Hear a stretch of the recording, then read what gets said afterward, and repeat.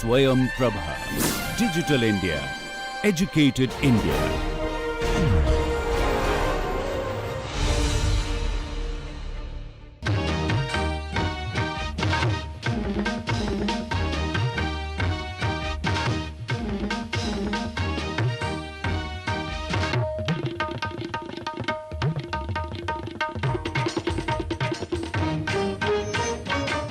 Critical paper writing, lecture number 10.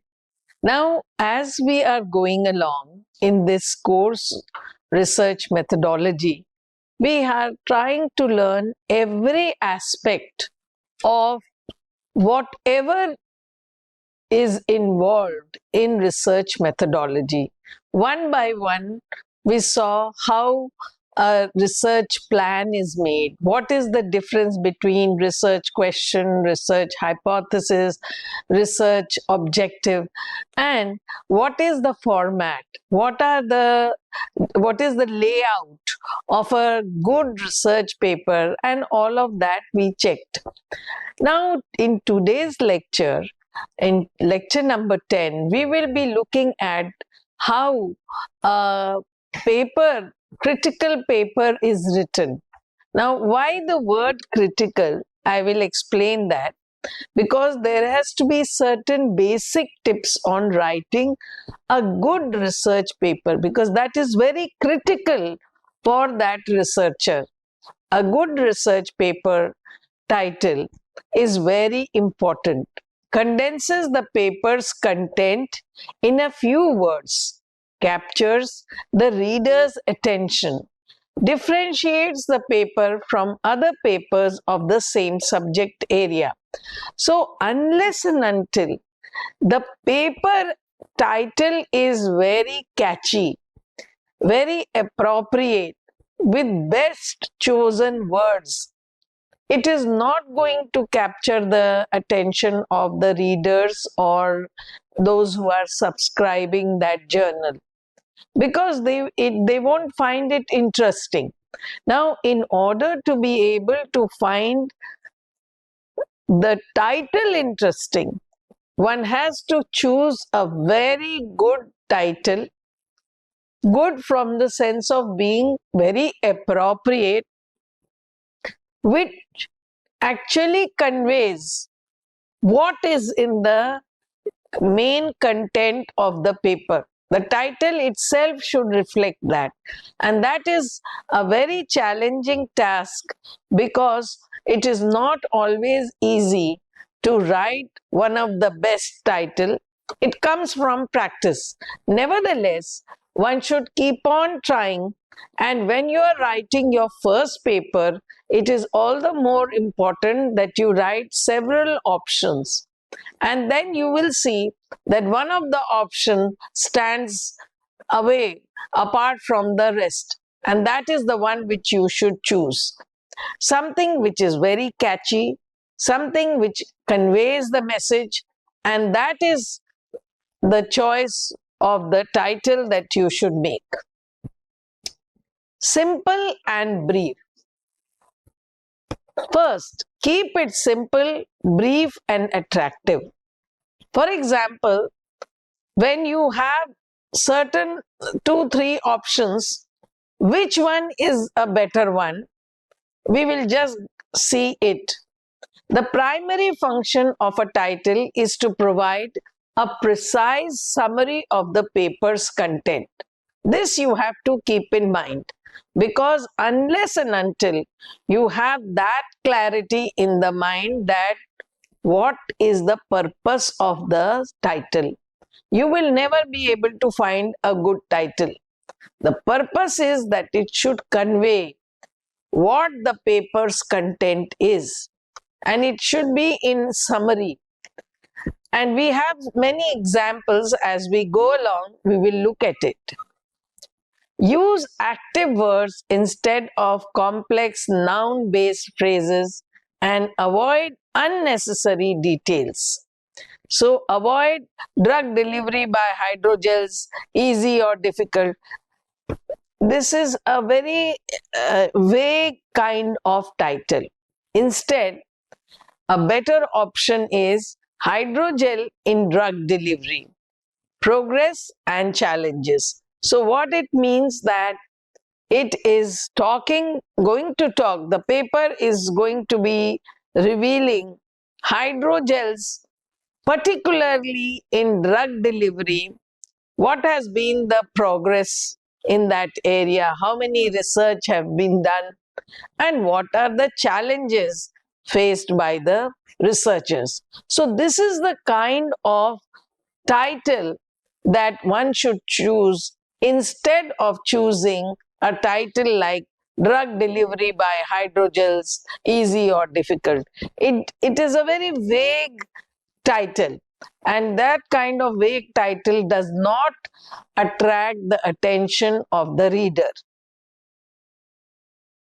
One has to choose very appropriate words. The second point to be remembered is use appropriate descriptive words. A good research paper title should contain keywords used in the manuscript and should define the nature of the study.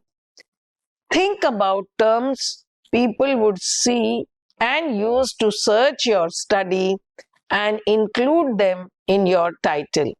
So, the keywords actually originate from the title itself. So, if the title is very catchy, if the title attracts the attention, then half the war is won, because title has to be very, very appropriate, and it should convey the meaning. It should also have embedded keywords and so on. Now, a title like this, something like development of polymeric membranes having advanced or novel functions, is not very attractive. Why? Because it's sounding very vague. Instead, a better option would be advanced functional polymer membranes. So you are definitely talking about the latest developments that have taken place in the area of polymer membranes in the recent past, which have functional properties. So they are advanced, they are functional, they are polymeric membranes of the latest type and latest time. Moving on, no abbreviation should be used in the title. Remember, you may be knowing the full form of that abbreviation, but not the reader. So, first time when you are introducing any term, you have to write it full. If it is necessary, then in the parenthesis you can write the abbreviation, so that the reader knows this is what it means, whatever is written in abbreviation. Try to avoid using abbreviation or jargon that might put off the reader, because he doesn't know what it is and he will be misled by the abbreviation. Unless an abbreviation is universally known, such as AIDS or UNICEF, avoid including it in the title. Lesser known or highly specific abbreviation that may not be immediately familiar to readers might discourage them from taking an interest in your research paper. So that is why I was telling that it is very important that your concept about why abbreviation should not be used should be absolutely clear. You may be knowing the word and its abbreviation. It is not necessary that an unpopular words abbreviation is known to every reader. So in that case, if you're talking about AIDS or UNICEF or UGC or something like that, which are very well known, then there is no problem. But if you are talking about a specific unknown word, then do not use an abbreviation in the title.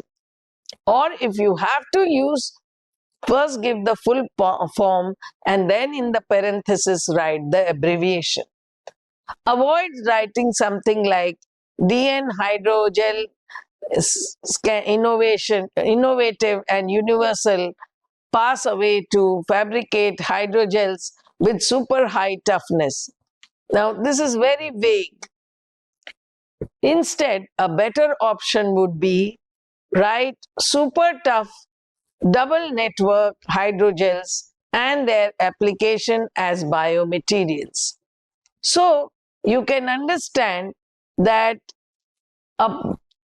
when you write it several options, you yourself will get to understand which is sounding better, because your own comprehension will guide you to understand that this one is sounding better than the other one. And I gave this example, it should not have any vagueness.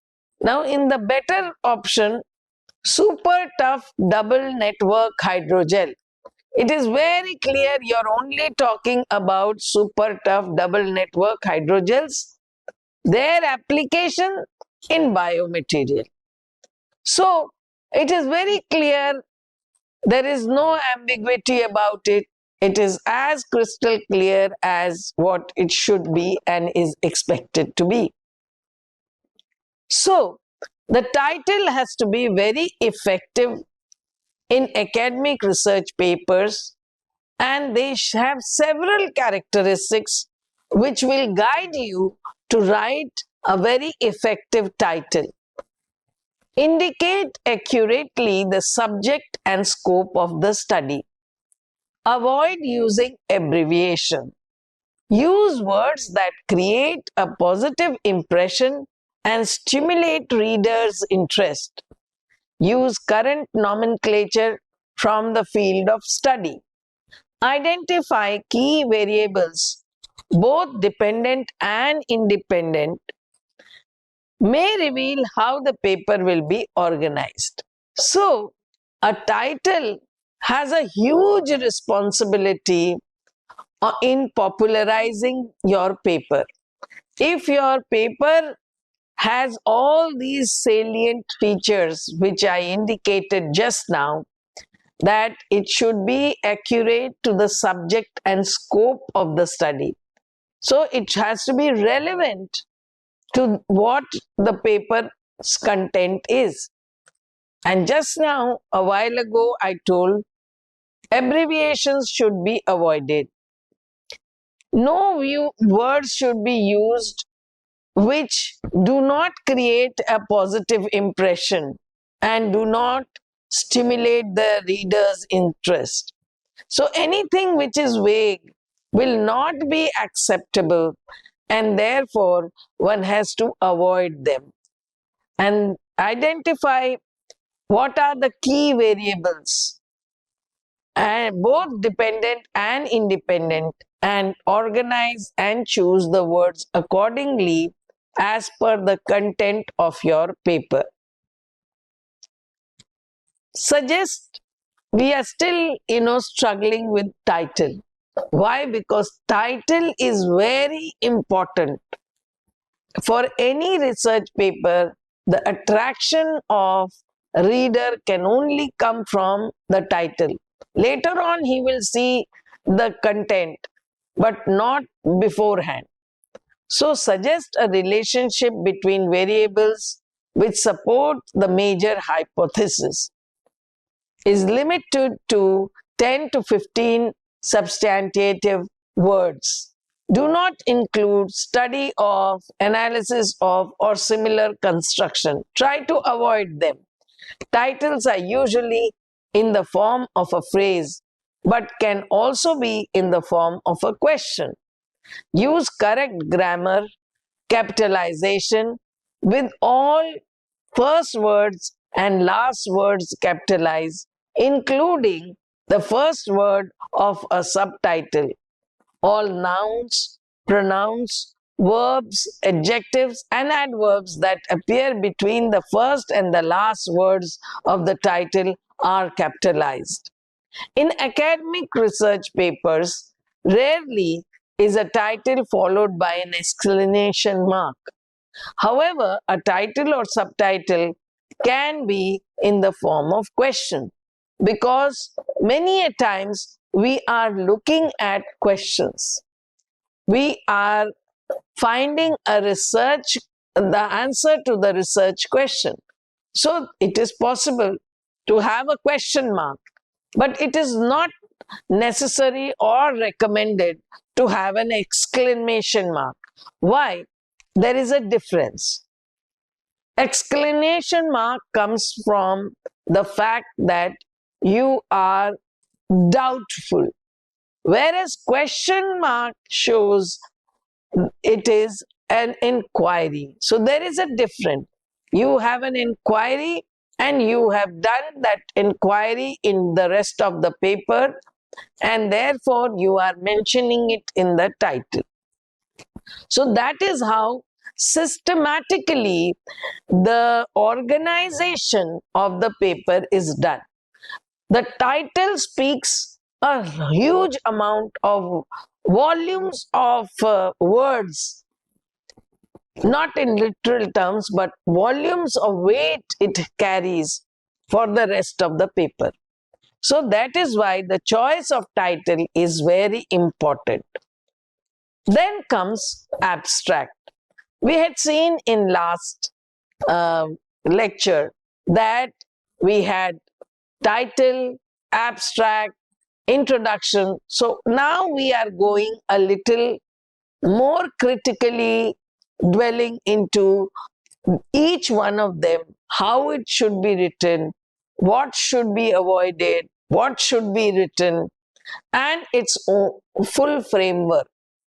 So when we start writing abstract for a research paper, an abstract summarizes usually in one paragraph of 300 words or even less the major aspects of the entire paper in a prescribed sequence that includes: number one, the overall purpose of the study and the research problem that you have investigated; number two, the basic design of the study; and number three, major findings or trends found as a result of the research work.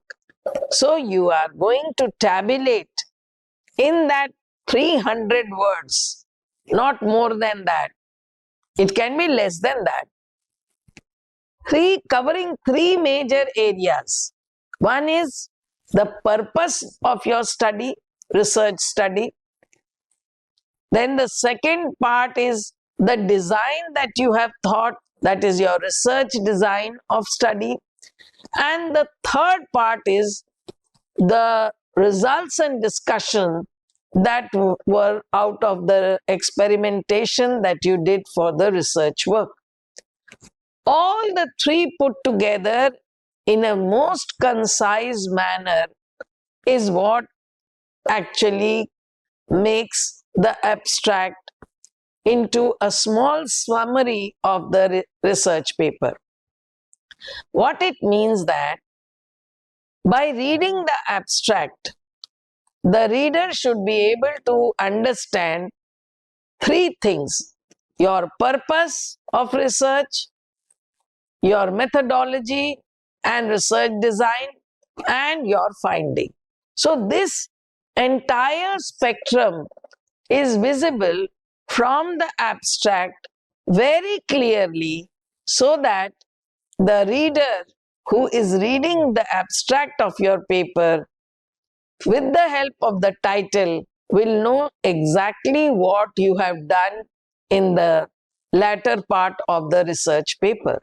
So it is speaking not the entire experimentation, but at least the gist of the experimentation and results and the outcome. Abstract, as I mentioned, can be between 150 to 300 words that argue why someone should take a paper so seriously. those 300 words that convince the world why months of research matters. Those 300 words that let people decide whether to read your paper further or not. And to get the abstract right, you need to have an idea that is worth shareable and then clearly describe the problem statement, why it is important to be probed, what was done to understand it, and what was found as a result. So, in that abstract portion itself, it should be absolutely clear to you that this is what you started with. You have a problem. So, why it is important to look into that problem? What was done to understand the experimentation part? And what was the outcome of that result that you actually derived from the your experimentation? And all these three things you have to concisely write in a most efficient manner, not using more than 300 words. Now 300 can become 310, but not 400. It becomes too long and abstract. Nobody will read that. You can even have a shorter abstract, 150 words onwards you can, but of course you cannot have a one-liner of abstract. You can't write in one line these three different topics which I mentioned. The important problem statement, why you probed into that problem, what was done to understand that problem, and what was the outcome of that problem. All three things cannot be written in one sentence. So you definitely need 3 sentences, not spanning more than 300 words, preferably. Then comes keywords. Between the abstract and introduction is situated the keywords. Now, keywords play a very important role when you are actually looking for literature survey. So, if the person who has put the keywords appropriately, his or her paper will pop up in the viewing more easily than those who have not put the keywords or have put ambiguous keywords which cannot be identified. So if you are looking for correct keywords, you will get all the papers which are relevant in that area. Now, keywords like super tough double network hydrogels and their application in biomaterials. So, double network principle, damage zone, bacterial cellulose, avoids structure, microgels, and artificial cartilage. So, they are biomaterials, so they can be used in artificial cartilage. So it is kind of describing also the zone where all the words have fitted very nicely. Another example I will give for keywords. Suppose if I am writing natural dyeing of silk fabric using chemical auxiliary and looking at the color fastness and color uptake. Now this is the title. So I will put keyword natural dye, silk fabric, color fastness and color uptake. So this is the way the title, from the title itself, the keywords are chosen. Because if we do not pay attention to these words now while putting the keywords, it is all the possibility that the paper may not get identified when somebody else is doing a literature survey, because they are putting some keywords, like in this case they will put double network principle, they will put bacterial cellulose, they will put microgel or hydrogel, and they will put artificial cartilage. Now if this paper is to be identified, then these are the the keywords for that. So it is very clear that key roles also have a lot of role to play when it comes to actually identifying the paper. Then comes introduction. That means we have covered title, we have covered abstract, we have covered keywords, and now let us move on to introduction.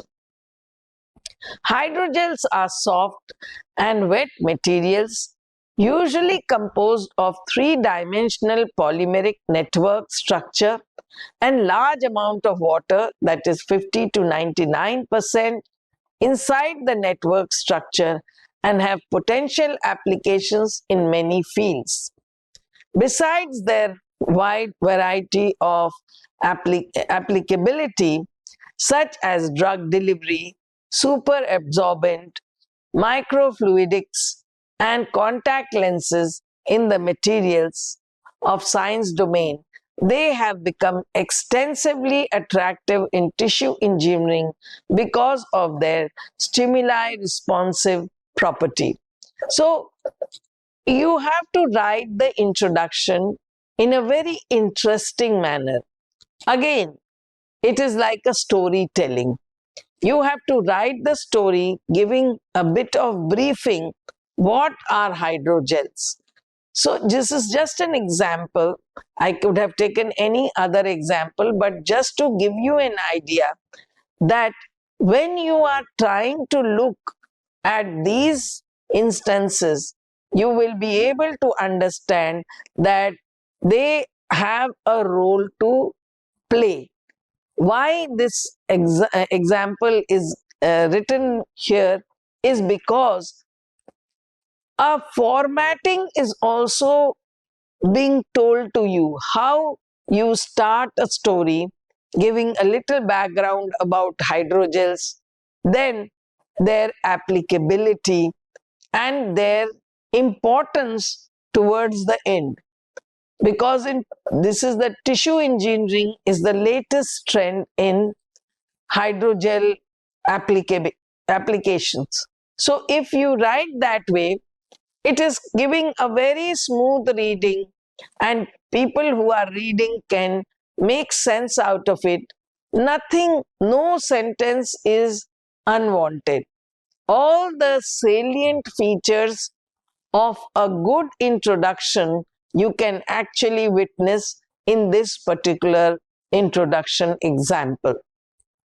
So what it means that whenever we are trying to understand all this, we have to keep in mind that the flow of the sentences should be very good, that the readability is very smooth, and yet it has all the points that the paper's introduction should have. Then comes, in the introduction part itself, what work has already been done by other authors and researchers. So what you will do, you will look at the literature survey for the past 10 years, and over past 10 years, several hydrogels with excellent mechanical performances have been successfully developed. Soft and highly extensible gels with a relatively homogeneous network structure are developed by using sliding cross-linkers, that is slide ring SR gel, or by using two kinds of tetrahedron-like macromonomers, tetra PEG gel. So you are slowly getting into the topic covering what has already been done in the past 10 years. Because in the past 10 years, the this research has really taken up in a big way. So a lot of people have contributed, and latest information should be there in the introduction part of your paper. These gels exhibit an ideal elastic deformation. On the other hand, high modulus and high toughness gels with composite structures are developed by combining clay with polymeric nanocomposite NC gel, or by combining a rigid and brittle network with a soft ductile network, which is called double network DN gel. So now you are slowly building up one by one the latest and the most latest innovations that have been done in this field. One by one, you are covering each and every aspect of what has been done, and this information you will get from the literature. It is to be noted that whenever you are quoting anybody's work, you will give proper referencing in, or the bibliography should be complete. You cannot ignore or overlook some very eminent and efficient work, because then it is not a good practice of avoiding important papers in that area of interest. So this you have to bear it in mind very carefully, that all major contributions should be covered. But in case your introduction is becoming very long, then in that case you can cut short, but you can mention in just one line that this one, this one, this one. In parenthesis, you are giving that they worked in different aspects of the hydrogen. But you are mentioning that paper in your paper. That reference is there. Maybe you are not writing elaborately that this is what happened, that nanocomposites were taken and that was taken. No, maybe detailing is not required, but referencing is very much important, because no major contribution should be avoided either accidentally or intentionally. That's not a good practice for any researcher. Then comes the portion which I was mentioning, materials and methods. But they are two separate subparts. Material is separate, methods are separate. So, all the reagents, all the materials that you intend to use for your research should be written down. So, as reagents, you will write tetrachloroauric acid, hydroborohydride, sodium borohydride, and Hank's balanced salt solution were purchased from companies named Sigma Ulrich. Dimethyl sulfoxide, DMSO, was obtained from Serva, Germany. All reagents were of analytical purity and were used without further purification. Chlorine E6 was purchased from Santa Cruz Biotechnology, USA, and doxorubicin hydrochloride was purchased from Sigma Ulrich, USA. And they were not purified further. As what they were purchased, they were used. Double distilled water was used when needed. So you are specifying all the chemicals, their company's name, and whether or not you used any purification step after buying that chemical, also you are mentioning. Because it is important to know and understand that these information is very important for the person who is reading your paper. Suppose if he or she wants to repeat that work, then if these detailings are not there, then he will not know where to buy tetrachloroauric acid or where to buy, Hank's balanced salt solution, because they can be available with many companies, but the one that this paper is using is from Sigma Ulrich, and it is a standard company, reputed company, so it is very readily available. There is no reason for anybody else not to be able to purchase it.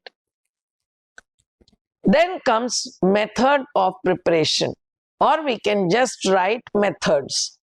So the DN gel are generally synthesized via a two-step sequential free radical polymerization process.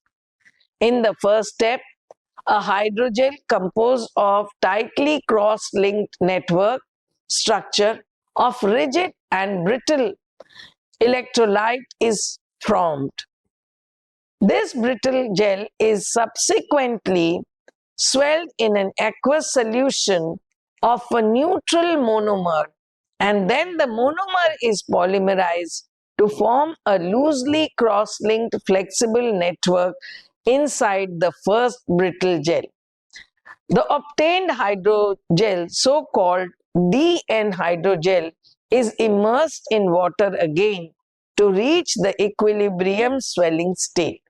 So the entire step-by-step process, at what step, what was used, why it was used, and then why aqueous solution was taken, because finally why was it immersed, because the DN hydrogel should have come to an equilibrium state of its swelling.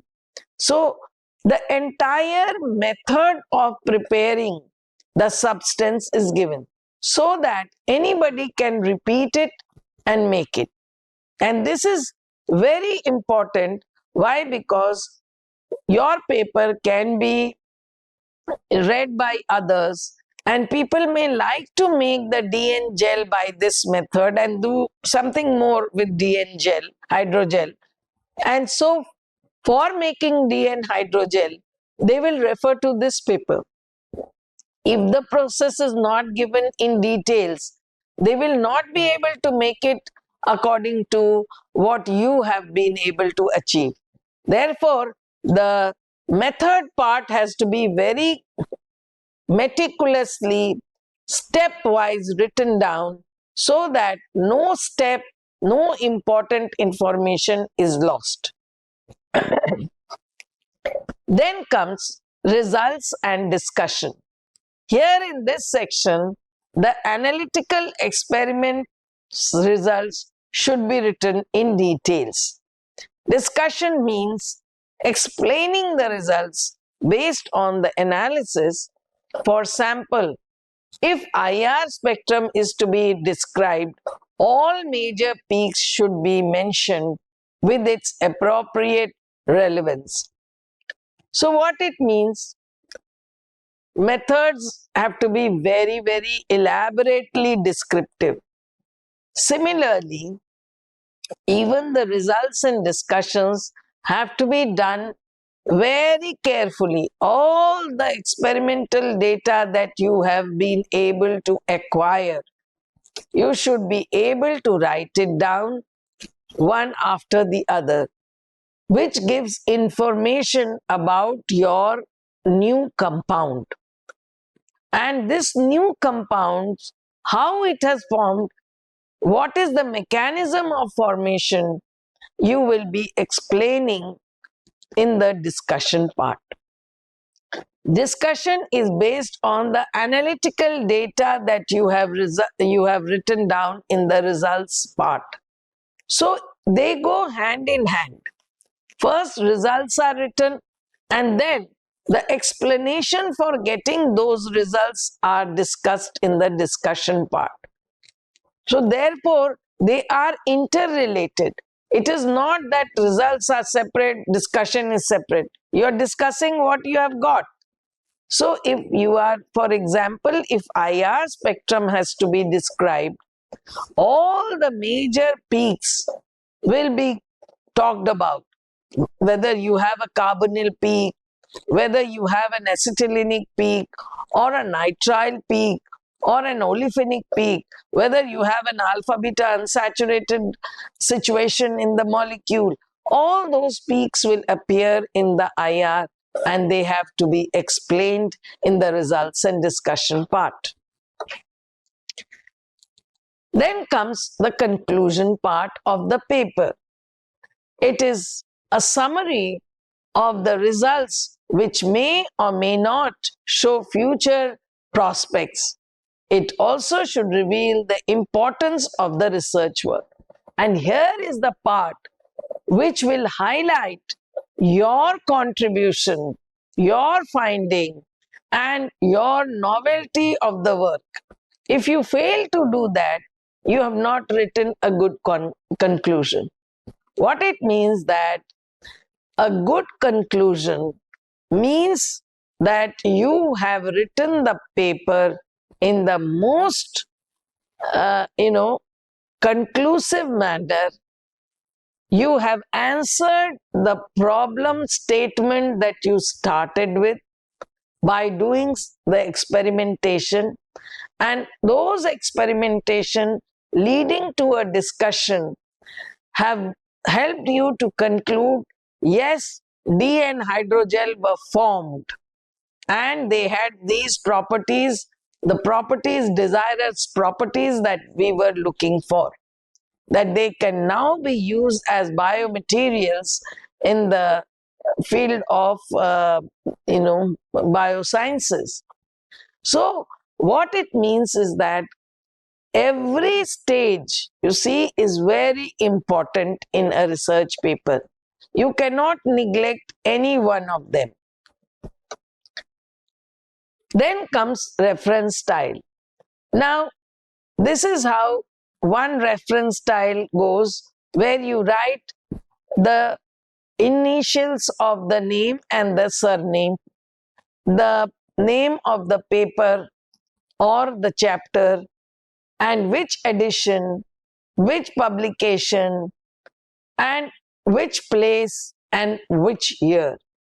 So, likewise, if you have to write the reference of any research paper or any other, report, like G. Srinath wrote for membrane separation processes, technology and business opportunities. This he wrote for a technology information published by TIFAC. So he mentioned which place in TIFAC, Pune, India, 2003. If you are referring to a paper, then you will write the author's name, and it is in the chemical engineering tech, and it is 75 volume, year 2003, page number 1725, and so on. So you see that even referencing has to be done very clearly. Many a times we also write the name of the title. After the author's name, we write the title and then the year and the volume and so on and so forth. But as I told you, there are many referencing styles. So one has to follow in one paper only one type of style. You can't have first two references in a different style and the next four in another style and the rest four in another style. All the referencing in one paper has to be adhering to one style only. Now, types of academic writing. Now, let us get into understanding what are the different types of academic writing. The four main types of academic writing are descriptive, analytical, persuasive, and critical. Each of these writing types have specific language, feature and purposes, as the name suggests. In many academic texts, you will need to use more than one type. So, what it means that depending on the type of academic writing you are going to do, the language will change. A specific language is used for a specific type, and this is to be understood and practiced. 5 stages of critical analysis process. Understand the material, dive deep into the source you are analyzing, identify the thesis or the main argument, evaluate supporting evidences, analyze techniques and strategies, and construct your critical analysis. Now, this is another ball game where you are critically analyzing a paper. Suppose if you were a peer review evaluator or reviewer, then what are the points that you should keep in mind while constructing a report, an analytical report of a paper? Because this is a practice which a student must do. Only when you evaluate other people's paper, you will know your own faults. So understand the material, dive deep into the source you are analyzing, identify the thesis or main argument, evaluate supporting evidences, and so on.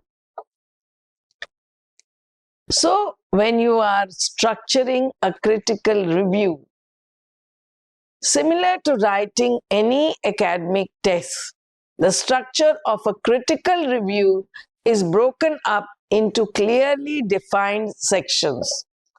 A well-structured critical review is essential for clarity and coherence. Let us take a quick look at the different sections of critical review. Critical review also ideally has an introduction part. In this section, the work being reviewed should be represented or presented along with the name of the author and the title of the work. Highlight the author's primary purpose and argument or thesis and briefly touch upon the subject matter. But you can't quote the same language. Yesterday only I told that if we need to mention and we need to quote somebody, we need to do paraphrasing. We can't put the words verbatim in our text. That is plagiarism.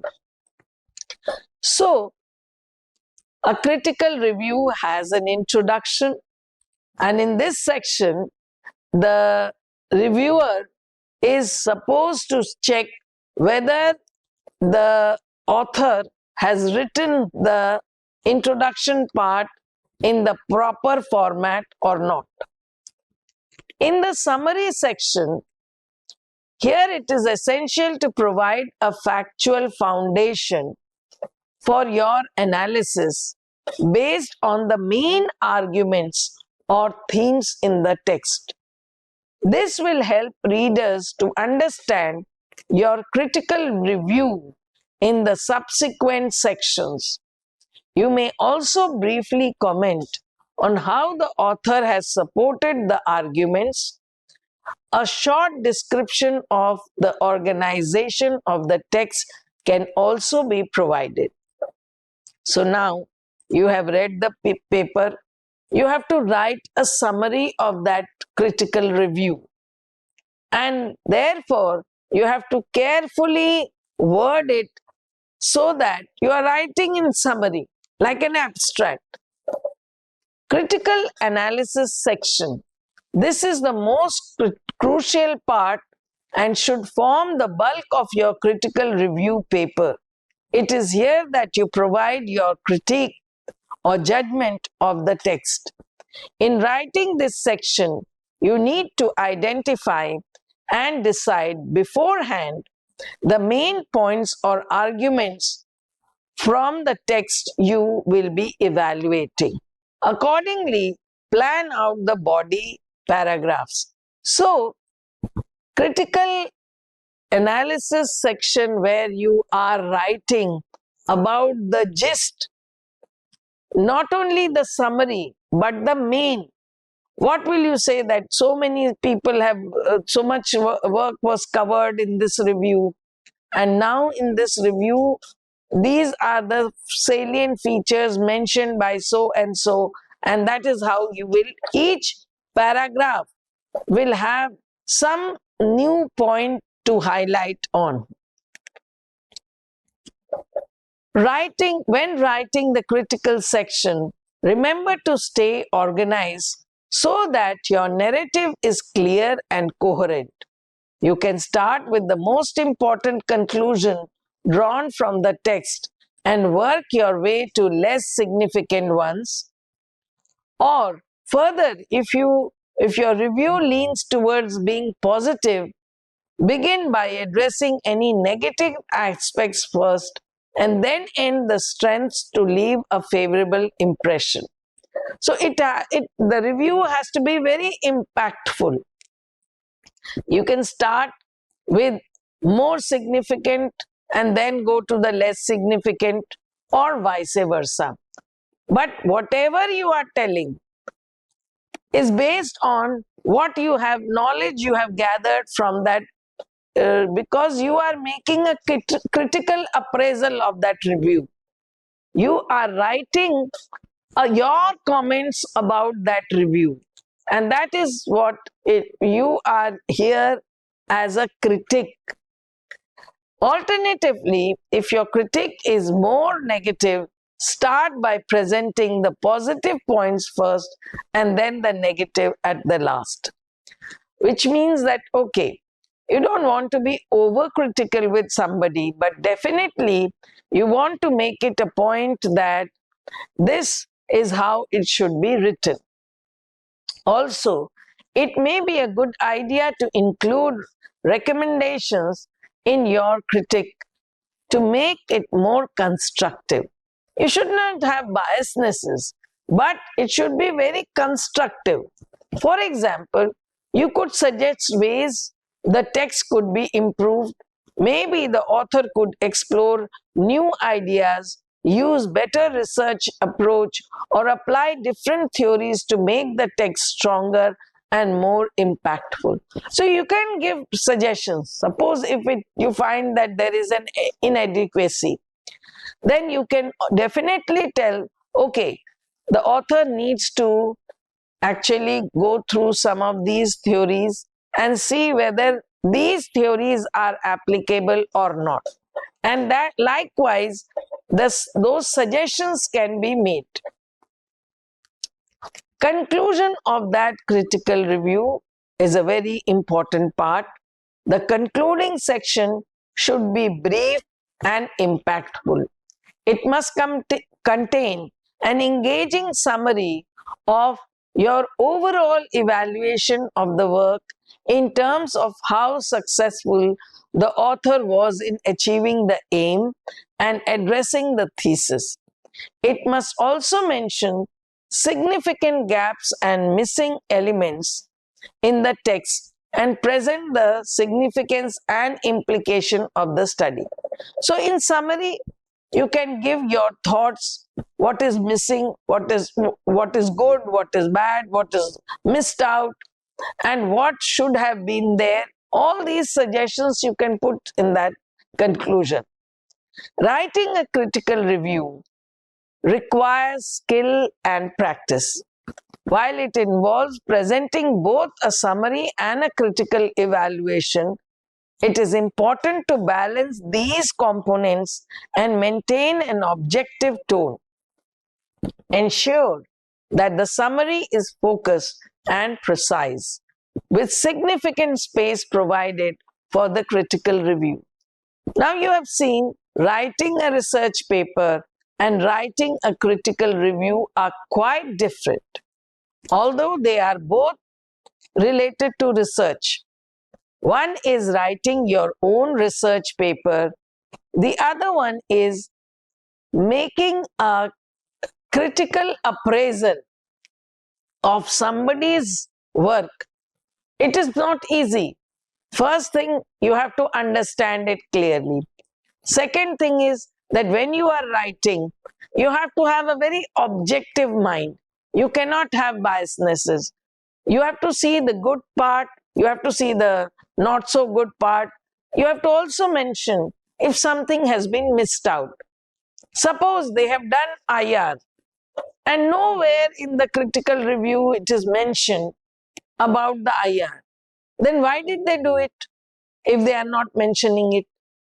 So these, you are actually going through the paper as a critic, as a reviewer, and therefore your perspective is quite different from when you are writing a research paper of your own work. Now you see the difference. There is a very distinct difference between the two. To write a critical analysis of a research paper, first thing is to understand the research paper, identify the strengths and weaknesses, evaluate the research paper's contribution in the knowledge of science, formulate your analysis, consider alternative perspectives, provide recommendations or suggestions, and then writing the conclusion. Additional resources or references, if they have been missed out, should also be mentioned. Oh, these references were not covered.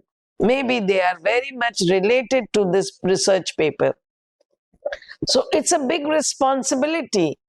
If you are a reviewer of a or a critical appraisal person, then you have to have these objectives very clearly defined in your mind.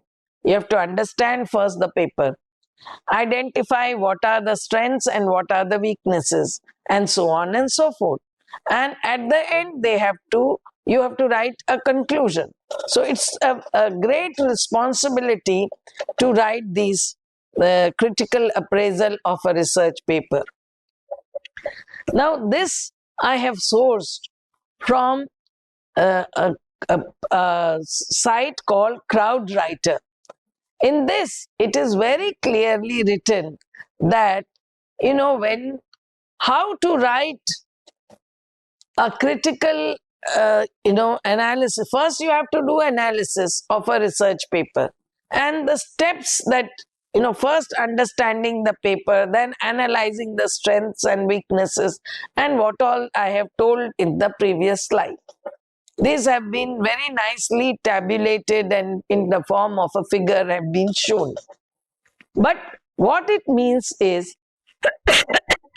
that overall, a good understanding can make a good reviewer. If you don't understand the main phenomena of that hidden in that paper, how will you write a critical appraisal? So, which means that a proper understanding can only lead to a proper critic of writing of a research paper. So, writing critical analysis of a paper is not going to be an easy job. A critical analysis paper asks the writer to make an argument about a particular book, essay, or movie, etc. The goal is twofold. One, identify and explain the argument that the author is making. And secondly, provide your own argument about that argument. What do you think about it? One of the key directions of these assignments is often to avoid or minimize summary. You are not writing a book report, but evaluating the argument of the author. So, potential points of criticism, sometimes it can seem to be intimidating to criticize a book or article. After all, they are professors and experienced policymakers. So, however, part of this exercise is to expose the fact that even though these authors are highly qualified, they are still advancing an argument and providing an evidence. So it is a very healthy process. It is not that you are being overcritical or over criticizing their paper. It is making a balance. A person has given a problem solution in the paper. How well he has been able to justify that in his paper is what you are evaluating. So it is perfectly all right to do this practice, because that helps us to write our paper in a better manner. Questions that need to be asked. You have theoretical questions, you have definitional questions. So whether or not the author has understood the situation which he has started dealing with, whether or not the author has conveyed everything, done everything to come to a conclusion. That is what you are evaluating. Similarly, are all the concepts in the text clear? Does the author define the concept vaguely or allow it to travel in a very different situation? So all that you are trying to look at in a very systematic manner and evaluating. So, structuring a critical analysis paper, it means that most critical analysis papers begin with a short summary of the work and then dive into the argument.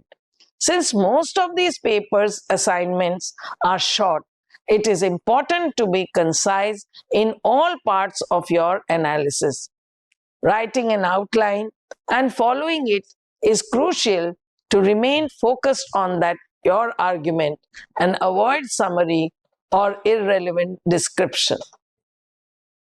So to conclude, I will say that in conclusion, critical review writing is a vital academic and analytical skill that enables a deeper understanding of scholarly works by assessing their strengths, weaknesses, and overall contribution to the field.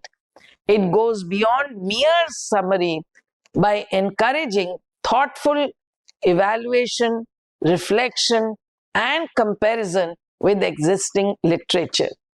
A well-written crucial review not only demonstrates comprehensive but also enhances the reviewer's ability to think critically, question assumptions, and contribute meaningfully to academic discourse.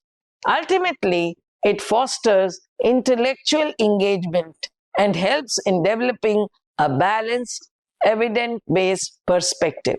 So it's a very healthy exercise. So with this, we have come to an end of this lecture.